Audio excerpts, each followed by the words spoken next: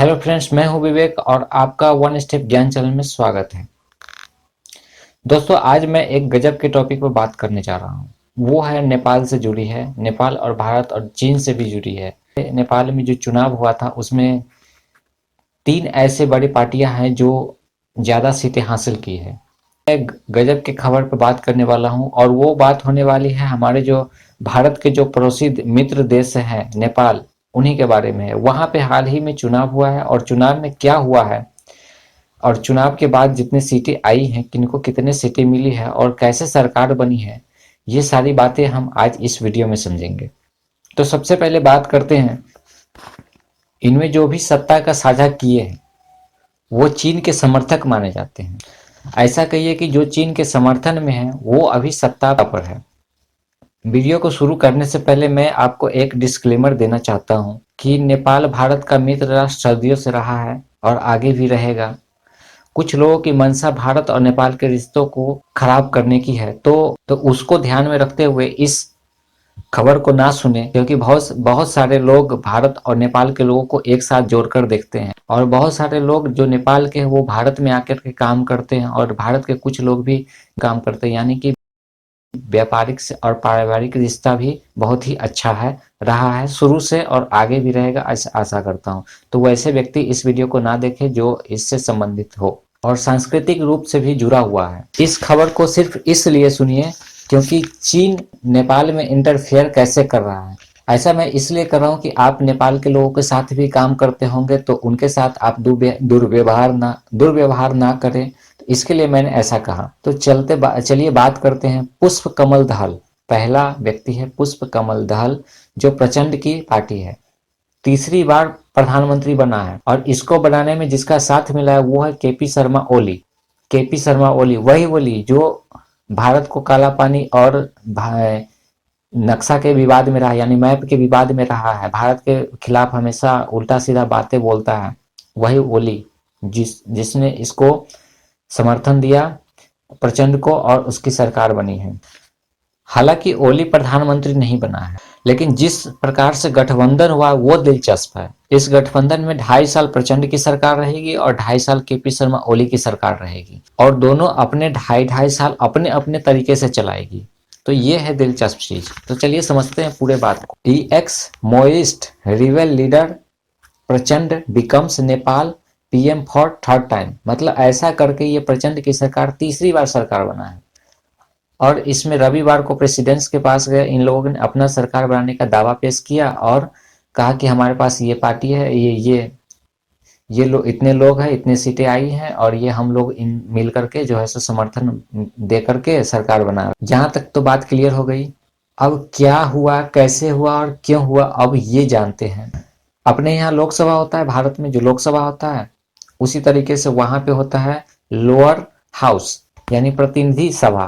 प्रतिनिधि सभा वहां नेपाल में प्रतिनिधि सभा और यहाँ पे लोकसभा, तो इस तरीके की होती है। तो वहां पे 200 कुल 275 सीटें हैं लोअर हाउसेस में और अपर हाउसेस में 59 मेंबर्स होते हैं, 59 सीटें होती हैं। तो हम अपर सीटें की बातें नहीं कर रहे हैं, हम लोअर सीटें की बात ही कर रहे हैं। मतलब 275 जो सीटें हैं वो नंबर के बारे में मैं बात कर रहा हूँ। इनके पास टोटल 275 सीटें हैं, जिनमें से 138 सीटें लाकर ये अपना सरकार बना सकती है। जिसमें सबसे ज्यादा जो सीटें मिली वो है नेपाली कांग्रेस, 89 सीटें। जो फिलहाल प्रधानमंत्री थे वही उनका सीट है, ये सबसे ज्यादा उन्होंने सीट प्राप्त किया। लेकिन वहां पे एकलौता बहुमत किसी को नहीं मिला है। मतलब साफ है कि गठबंधन की सरकार बनना तय है। यहाँ पे तो बहुत सारी पार्टी है, लेकिन जो मुख्य पार्टी है वो 3 पार्टी ही है। यहाँ पर सीपीएन यूएनएल यानी कम्युनिस्ट पार्टी इन नेपाल, ओली की पार्टी दूसरा सबसे ज्यादा सीट पाने वाली पार्टी है। इन्होंने 78 सीटें लाई है।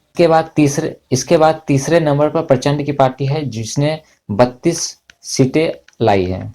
अब आप गौर कीजिए कि 275 सीटों में से 32 सीटें लाकर वो अपना सरकार बना लिया। 32 सीटें लाकर जिस भी पार्टी में वो जुड़ जाएगी उसकी सरकार बन सकती है। मतलब और भी पार्टी है, और भी पार्टी को और मिला सकते हैं, लेकिन जो 32 नंबर की पार्टी है ये सबसे ज्यादा मायने रखती है कि मतलब ये जिसके पास चली गई उसकी सरकार बनना निश्चित है। 32 सीटें लेकर प्रचंड की सरकार जो है, प्रचंड जो है वो 32 सीटें लेकर देउआ के पास पहुंचा। इसने 89 सीटें ऑलरेडी ला चुकी है, उसके पास पहुंचा और उनसे कहा कि हम आपके साथ सरकार बनाने को तैयार है। तो देउआ ने कहा ठीक है, अच्छी बात है।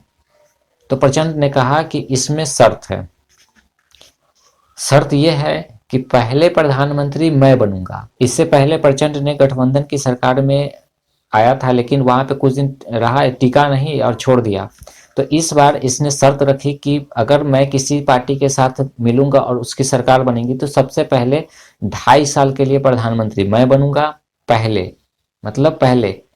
दूसरा, इसी पर देवा ने कहा कि भाई 90 ये कैसे हो सकता है, 89 सीट मैं लाया हूँ और तुम्हारे पास सिर्फ 32 सीटें, 10% सीटें हैं और तुम कह रहे कि मैं प्रधानमंत्री, ये कैसे हो सकता है, तुम ही बताओ।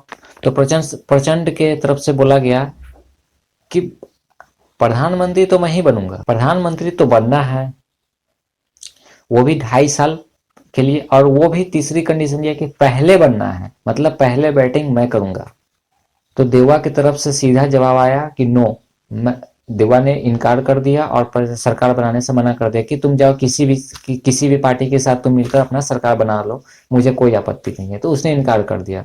अब प्रचंड ने वहां से निकलकर केपी शर्मा ओली के पास गया।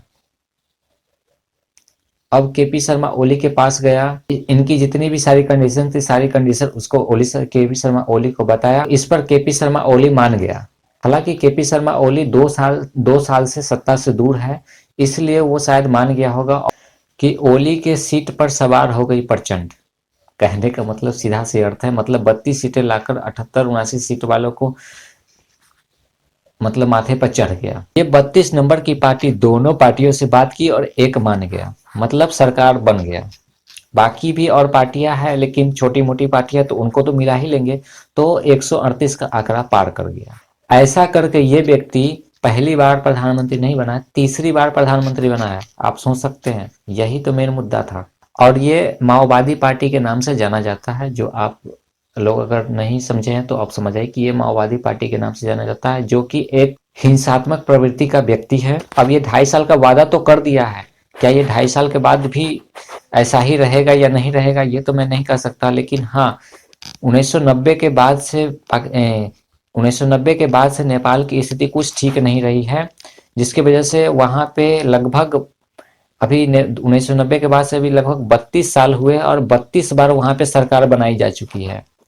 जबकि 2008 के बाद से अगर ये आंकड़ा निकाला जाए तो 2008 के बाद से ही 10 बार बदल चुकी है ये सरकारें।